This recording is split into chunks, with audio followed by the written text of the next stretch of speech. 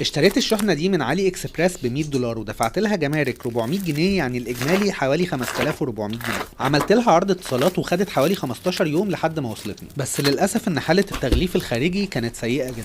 تحس كده إن موظف الجمارك كان قافش على الشحنة وواخد الموضوع بشكل شخصي، مع العلم إن الشحنة جواها وايرلس ميكانيكال كيبورد بحجم 100%. أنا لو أعرف إن الحجم ده بيضايق موظفين الجمارك أنا مش هجيبه تاني أصلا. المهم لقيت جوه العلبة 4 سويتشات من نوع أول مرة أجربه، بس من الواضح كده ان صوته في الكيبورد هيبقى جامد جدا. عايز اقولك ان شكله احلى بكتير من ما كنت متوقع. كمان عايزك تسمع صوته وتكتب لي رأيك في التعليقات.